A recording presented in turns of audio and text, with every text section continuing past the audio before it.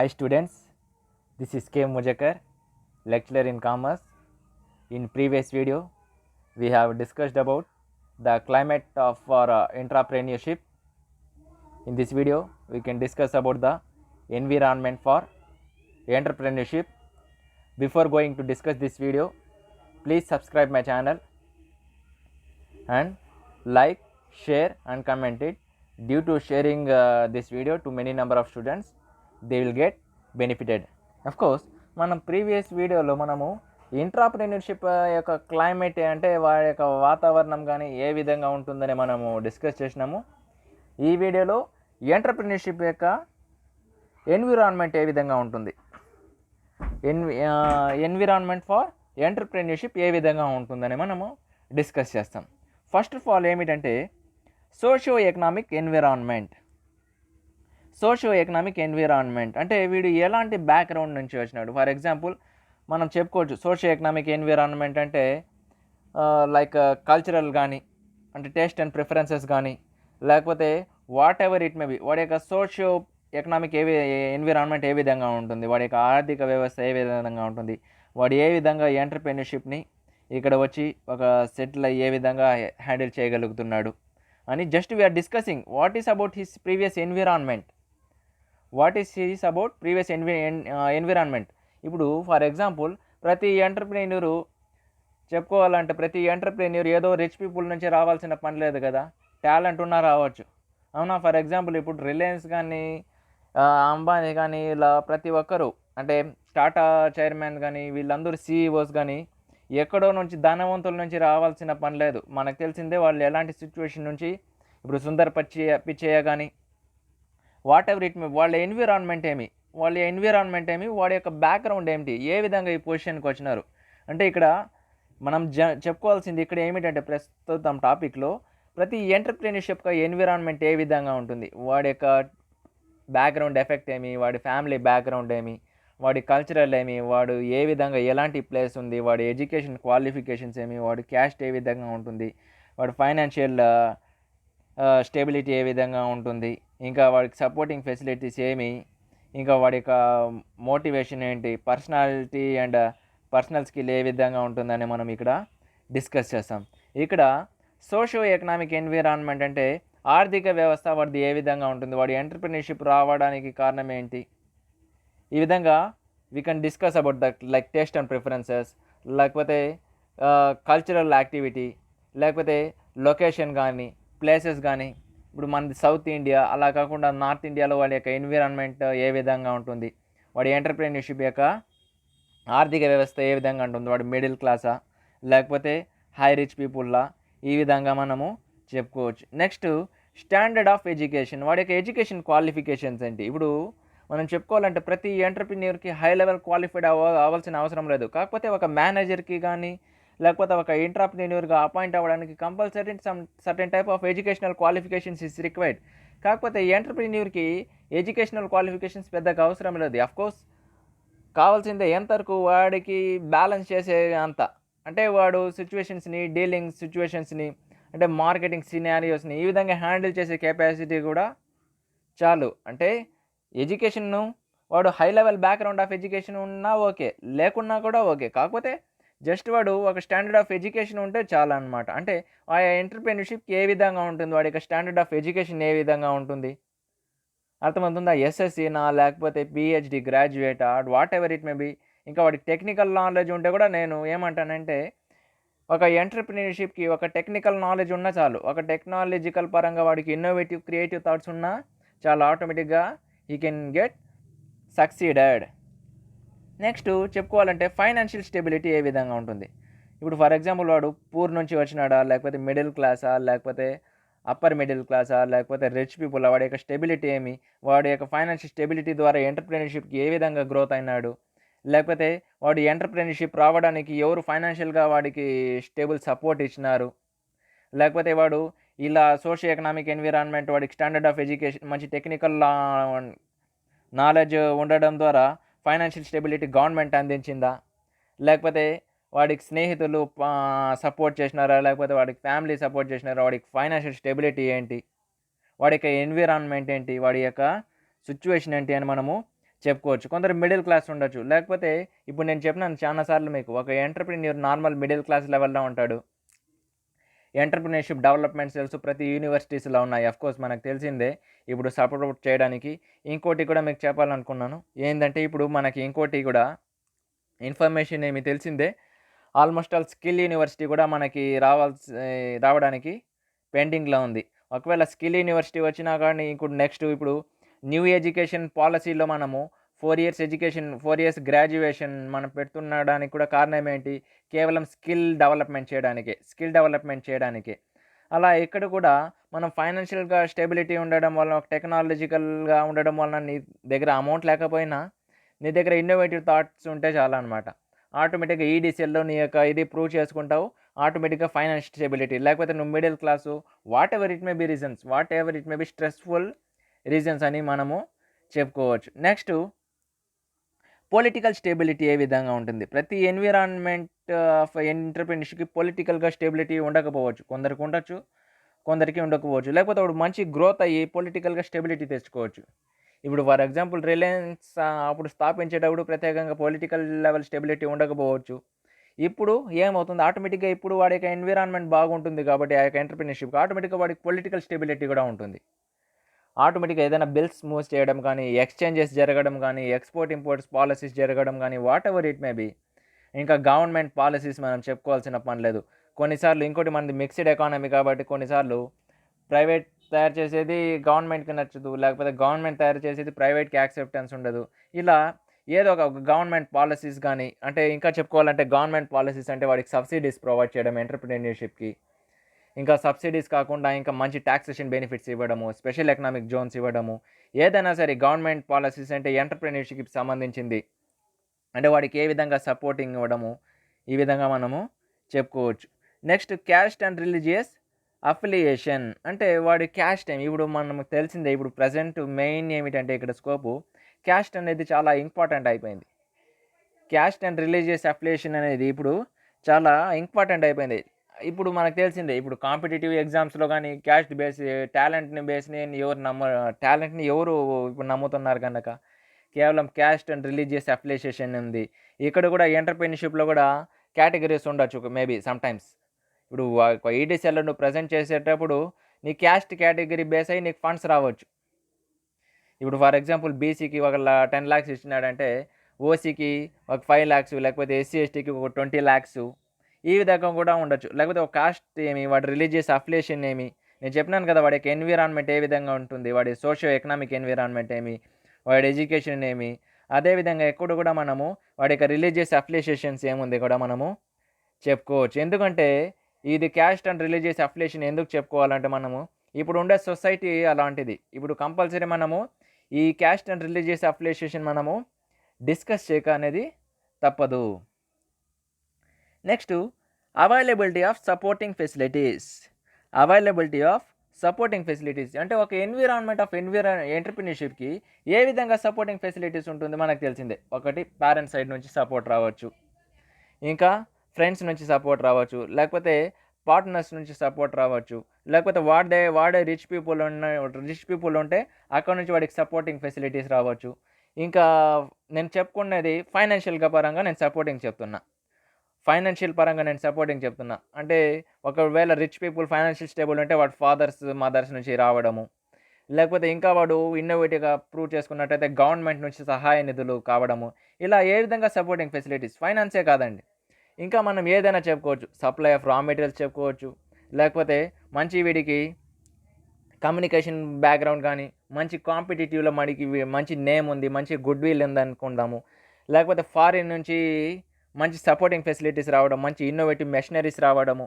ఏదైనా కానీ మనము అవైలబిలిటీ ఆఫ్ సపోర్టింగ్ ఫెసిలిటీస్ ఒక ఎన్విరాన్మెంట్ ఫర్ ఎంటర్‌ప్రెన్యూర్‌షిప్‌కి ఏ విధంగా ఉంటుందని మనము చెప్పుకోవచ్చు. Next motivation. ఇంకా ఒక గోల్ ఏ విధంగా ఉంటుంది అంటే వీడు మోటివేషన్ అంటే నేను చెప్పినాను మోటివేటెడ్ ఎంటర్‌ప్రెన్యూర్స్ ఉంటారు. అంటే మనము మోటివేటెడ్ ఎంటర్‌ప్రెన్యూర్స్ ఎందుకు చెప్పుకున్నాము టైప్స్ ఆఫ్ ఎంటర్‌ప్రెన్యూర్స్‌లో.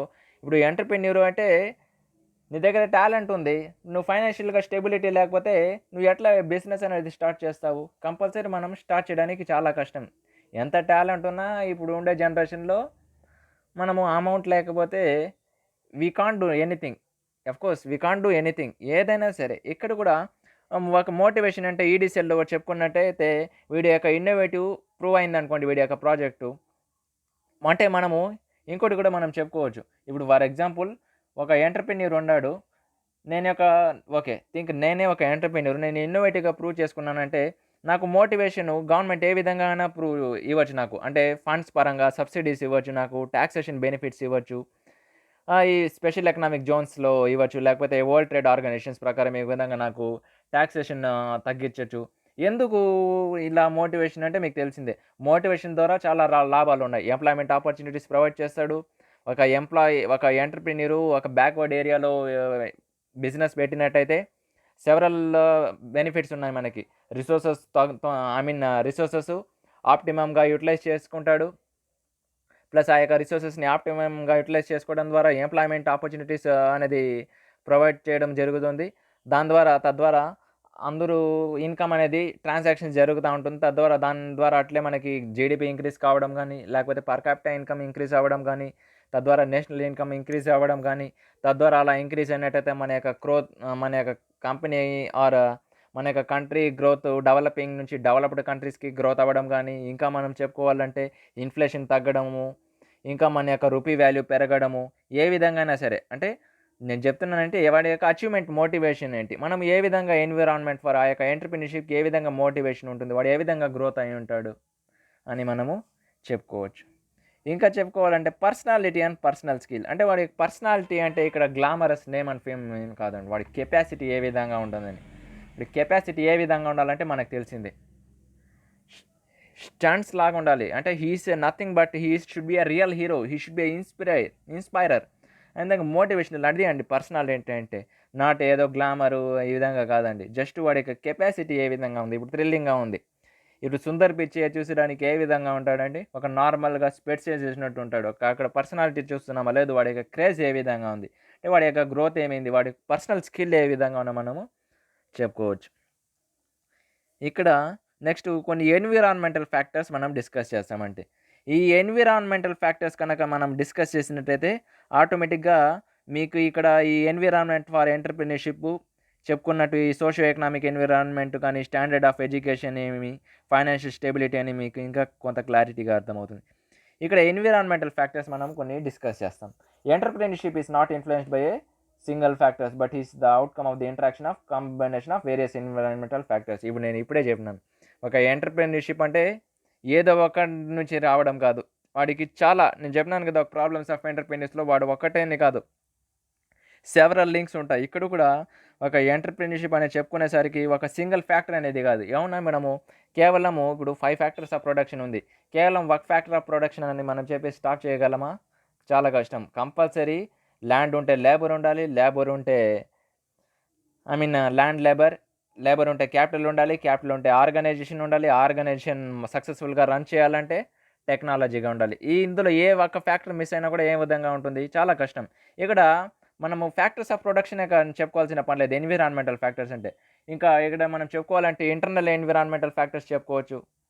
అర్థమవుతుంది. మనం బిజినెస్ ఎన్విరాన్మెంట్‌లో మనం డిస్కస్ చేసినాం. ఇంటర్నల్ ఎన్విరాన్మెంట్ గానీ, ఎక్స్టర్నల్ ఎన్విరాన్మెంట్ గానీ, external environment has been classified into 2 types like micro environment and also the macro environment. ఇంకా, ఇంకా మనం చెప్పుకోవచ్చు బియాండ్ ద ఎన్విరాన్మెంట్ ఉంది. ఇంకా పొలిటికల్ ఫ్యాక్టర్స్ గానీ, లీగల్ ఎన్విరాన్మెంట్ గానీ, whatever it may be, whatever the environmental factors of course has been included. ఇక్కడ మనం చెప్పుకున్నట్టు అదే చెప్తున్నాను నేను.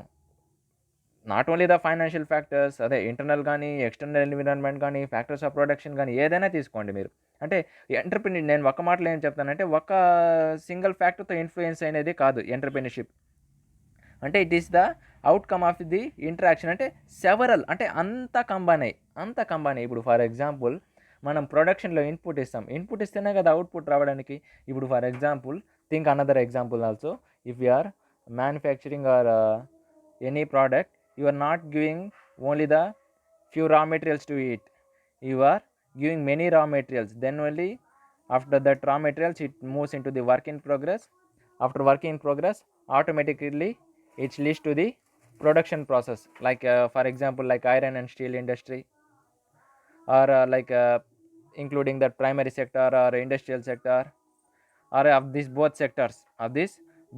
So entrepreneurship is not influenced by a single factor, but is the outcome of the interaction of the combination of various environmental factors. Still, another environmental factors is the by changing environment, society can be recreated. Of course, the entrepreneur is one of the main important person who will change the environment. Who will change the environment? How he can change the environment? By his personality and personal skill, or personality development and soft skills, or motivating, or whatever it may be. And now itself we have discussed regarding the internal and external factors. Regarding these factors, he can automatically change the environment. Regarding a beautiful environment, he can develop his society. He can develop his society like developing to development. Okay, ఇక్కడ నేను ఇంకా చెప్పుకోవాలంటే changing environment అంటే ఏ విధంగా, ఇప్పుడు for example ఒక entrepreneur చేతిలో ఉన్నది. ఇప్పుడు మనకి చాలా ఇంపార్టెంట్ ఫ్యాక్ట్ ఏమి, మనం జనరల్‌గా మన కంట్రీని రూల్ చేసేదేమి పొలిటికల్ అంటాం, గవర్నమెంట్ అంటాం. కాదు, కార్పొరేట్ సెక్టార్స్ అని ఒరిజినల్ ఫ్యాక్ట్ అందరికీ తెలిసిందే. ఇప్పుడు ఏ ఎన్విరాన్మెంట్ అయినా సరే ఎవరి చేతుల్లో ఉంది? ఇప్పుడు ఇక్కడ ఎన్విరాన్మెంట్ సెవరల్ ఫ్యాక్టర్స్ కంబైన్ అయితేనే కదా ఒక ఎంటర్‌ప్రెన్యూర్‌షిప్ అని చెప్తున్నాము. ఇక్కడ కూడా మనం నార్మల్ ఒక ఎన్విరాన్మెంట్‌ని వీడు ఎక్స్ట్రార్డినరీగా తయారు చేస్తే ఏమవుతుంది? ఆటోమేటిక్‌గా సొసైటీ మారుతుందా లేదా? ఇప్పుడు ఇప్పుడు ఎంటర్‌ప్రెన్యూర్‌షిప్ వీడు ఎక్కడో అర్బన్ ఏరియాస్‌లో పెట్టకుండా ఒక విలేజెస్‌లో పెడితే, ఆఫ్‌కోర్స్ ఎంటర్‌ప్రెన్యూర్స్ జనరల్ ఫ్యాక్ట్ చెప్పుకోవాలంటే ప్రతి ఎంటర్‌ప్రెన్యూర్ కమర్షియలే, ప్రాఫిట్ మోడే. ఆఫ్‌కోర్స్ పక్కన పెడదాం, ప్రాఫిట్ మ్యాక్సిమైజేషనే మనం జనరల్‌గా బుక్స్ ప్రకారం వెల్త్ మ్యాక్సిమైజేషన్ అంటాము. దాదాపు ఒక 60-70% ఎంటర్‌ప్రెన్యూర్స్, ఒక 30% వెల్త్ మ్యాక్సిమైజేషన్ కోసం ఆలోచించినా కానీ, ఒక 70% కానీ 50% కూడా వేసుకోండి, ఒక 50% ఆఫ్ ఎంటర్‌ప్రెన్యూర్స్ ప్రాఫిట్ మ్యాక్సిమైజేషన్ కొని ఆలోచిస్తాం. కాకపోతే ప్రతి ఎంటర్‌ప్రెన్యూర్, ఆఫ్‌కోర్స్ నేను చెప్పినట్టు ప్రీవియస్‌లో, ప్రతి ఎంటర్‌ప్రెన్యూర్ ఎందుకు విలేజెస్‌లో అక్కడ బిజినెస్ పెడతారు? అంతే, అన్ని రిసోర్సెస్ వీడికి తక్కువ దొరుకుతుంది, వర్కర్స్ కూడా, లేబర్ కూడా తక్కువకి వస్తాడు, వీడి లాభాలు పొందుతాడు.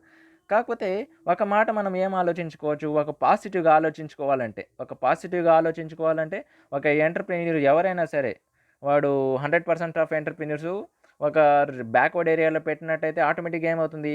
అన్ని డెవలప్‌మెంట్ అవుతుంది. ఇప్పుడు మనం చెప్పుకున్నట్టు ఈ పొలిటికల్, అంటే ఇప్పుడు మనం బుక్స్‌లో చెప్పుకున్నాం బిజినెస్ ఎన్విరాన్మెంట్‌లో 3 టైప్స్ ఆఫ్ ఇన్‌స్టిట్యూషన్స్, 3 రాజధానులు, ఎగ్జిక్యూటివ్, జ్యుడిషియరీ, ఈ విధంగా మనము చెప్పుకున్నాం. ఇది ఇప్పుడు ఇంప్లిమెంట్ అవ్వడం జరిగింది. మన బిజినెస్ ఎన్విరాన్మెంట్ పాలసీలో మనం చెప్పుకున్నాం. ఈ ఎగ్జిక్యూటివ్, జ్యుడిషియరీ ఈ విధంగా. ఇది ఆటోమేటిక్‌గా ఇప్పుడు ఇంప్లిమెంట్ అయింది. ఇప్పుడు ఇంప్లిమెంట్ అయిన ద్వారా ఏమవుతుంది? ఓవరాల్‌గా గ్రోత్ అవుతుందని మనం చెప్పుకుంటున్నాం. 3 రాయలసీమ గానీ, కోస్టలాంధ్ర గానీ, ఈ విధంగా డెవలప్ అవుతుందని మనము అనేది చెప్పుకుంటున్నాం. ఇక్కడ కూడా సేమ్ అదే విధంగా. ఇక్కడ ఒక ఎన్విరాన్మెంట్ చేంజ్ అవ్వడం ద్వారా వాడు ఒక ఎంటర్‌ప్రెన్యూర్‌షిప్ ఒక ఎన్విరాన్మెంట్‌ని మార్చడం ద్వారా ఆటోమేటిక్‌గా ఏమవుతుంది? ఒక సొసైటీ అనేది రీక్రియేట్ అయిపోతుంది. అది అద్భుతంగా కావచ్చు, ఆర్డినరీ కావచ్చు, ఏ విధంగా ఆ సిట్యుయేషన్‌ని బట్టి ఆ యొక్క స్టేట్‌ని, లేకపోతే ఆ యొక్క రీజియన్‌ని ఎంటర్‌ప్రెన్యూర్‌షిప్ హ్యాండిల్ చేయడం గానీ, ఏదైనా సరే మనము పాజిటివ్ ఫ్యాక్టర్స్‌గా మనము డీల్ చేసుకుందాం. Next, it is desire to make money. The desire want to start an industry rather than the amount of money one owns. ఇక్కడ నేను చెప్పినాను, ఇప్పుడే మనం ప్రతి ఒక్క ఇండస్ట్రీ ఏ విధంగా ఉండాలి? ప్రాఫిట్ మ్యాక్సిమైజేషన్ కాకుండా రేదర్ దాన్ వెల్త్ మ్యాక్సిమైజేషన్ కోసం ఆలోచించాలి. షేర్ హోల్డర్స్ ఫైనాన్షియల్ మేనేజ్మెంట్ యొక్క ముఖ్య ఉద్దేశం కూడా ఏంటి? To maximise the shareholders wealth. ఇక్కడ కూడా డబ్బుల కోసం ఆలోచించకుండా start an industry rather than amount of money owns అని చెప్పుకుంటూ అంటాడు. Next, encouraging government policy. ఇంకా ఏం చెప్పుకోవాలి ఎంటర్‌ప్రెన్యూర్‌షిప్ అంటే? మనము గవర్నమెంట్ పాలసీస్‌ని ఎంకరేజింగ్ చెప్పుకోవడం కానీ, ఇంకా social recognition influence to person to become an entrepreneur. అదే నేను చెప్పుకున్నాను కదా, ఇప్పుడు government policy motivate entrepreneurs same ఇక్కడ మనము ఇంక్లూడ్ చేసుకుందాం. జస్ట్ అజంప్షన్ వేసుకొని చెప్పుకుందాం. ఇక్కడ గవర్నమెంట్ పాలసీస్ కానీ ఎంకరేజ్ చేయడం కానీ, ఇంకా social recognition, influence to person, అలా మనము ఈ విధంగా సోషల్ రికగ్నైజేషన్ కానీ, గవర్నమెంట్ పాలసీస్ ఎంకరేజ్ చేయడం ద్వారా ఏమవుతుంది? ఆటోమేటిక్‌గా ఆ పర్సన్ ఎంటర్‌ప్రెన్యూర్‌గా మనం మార్చే అవకాశాలు ఉంది. As an educationalist we think modifying the education system so as to produce more job creators rather than the job seekers అంటున్నాడు. ఇక్కడ ఒక్క మాటలో మనం ఏం చెప్పుకుంటున్నాం? ఇక్కడ ఎడ్యుకేషనలిస్ట్‌గా మనం ఏం ఆలోచించాలంటే, ఇప్పుడు ఫర్ ఎగ్జాంపుల్ మనం ఏదో ఇంత ఇప్పుడు ఎంటర్‌ప్రెన్యూర్ జనరల్‌గా చెప్పుకుందాం ఒక ఎగ్జాంపుల్. ఒక ఎంటర్‌ప్రెన్యూర్ ఏం క్వాలిఫికేషన్ చదవకుండా ఎంటర్‌ప్రెన్యూర్ కొత్త ఆలోచనతో ముందుకెళ్తున్నాడు. యాస్ ఎ వీఆర్ ఇంత క్వాలిఫికేషన్స్ ఉండి కూడా మనము వేరే పైన డిపెండ్ అవుతున్నాం. వేరే కార్పొరేట్ సెక్టార్స్ గానీ, ఎంఎన్‌సీస్ పైన డిపెండ్ ఉన్నాం. ఆఫ్‌కోర్స్ అది చాలా ఎన్విరాన్మెంటల్ ఫ్యాక్టర్స్ గానీ, కారణాలు ఉండొచ్చు. Whatever it may be. ఇక్కడ యాస్ ఎ ఎడ్యుకేషనలిస్ట్ ఏమంటున్నాడంటే ఒక ఆథరు జనరల్‌గా we don't know what that author. Just he have been given that conclusion. As an educationalist we think the modifying the education environment అంటే modifying the education system modify చేయడం ద్వారా అంటే ఇక్కడ వీడేమంటున్నాడంటే ఒక educationalist అంటే the person who is in education ఒక educationalist అతని ఆలోచనలు ఏమొచ్చిందంటే మనము ఇప్పుడు న్యూ ఎడ్యుకేషన్ పాలసీ వచ్చిందే కదా, అదేవిధంగా ఒక ఎడ్యుకేషన్ సిస్టమ్ని మనం మార్చగలిగితే ప్రతి ప్రతి వ్యక్తి ప్రతి పర్సన్ కూడా ఏం చేస్తాడు, జాబ్ క్రియేట్ చేయడానికి స్థాయికి వెళ్తాడు. అంతేగాని జాబ్లో ఒక్కరికి పైన డిపెండ్ అయ్యి చేతులు కట్టుకొని ఉండడు. నేను కూడా అదే చెప్తాను మీకు.